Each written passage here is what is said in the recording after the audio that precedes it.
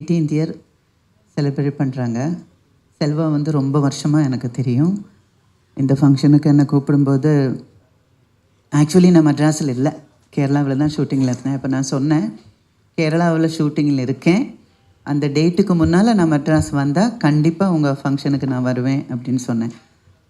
வந்தால் வருவேன் அப்படின்னு சொல்லியாச்சுனாலே அவங்களுக்கு தெரியும் நான் கண்டிப்பாக வந்துடுவேன் அப்படின்னு. அப்புறம் டைமிங்கை பொறுத்த வரைக்கும் அது வந்து எப்படி சொல்கிறது, சின்ன வயசுலேருந்து அதில் ராதா ரவியண்ணன்லாம் ஒரு ஃபங்க்ஷனுக்கு இருக்கும்போது கண்டிப்பாக போய் தான் ஆகணும். என்னை பொறுத்த வரைக்கும் ராதா ரவியண்ணன் இஸ் லைக் மை ஃபேமிலி. நான் வந்து தமிழ் ஃபீல்டுக்கு வரும்போது ஃபஸ்ட்டு நான் மீட் பண்ண நல்ல சில ஆட்கள் ஒருத்தர் ராதா ரவியண்ணன். And I love him so much. நான் வந்து எங்கேயாவது வெளியில் போயிட்டு இருக்கும்போது சும்மா வீட்டுக்குள்ளே போய் அண்ணன் எப்படி இருக்கீங்கன்னு கேட்குற ஒரே ஒரு ஆள் ராதா ரவியண்ணன் தான். ஸோ இந்த ஃபங்க்ஷனில் வந்து அவர் டைரக்டர் விக்ரமன் அவங்க எல்லாம் வரதா சொன்னாங்க.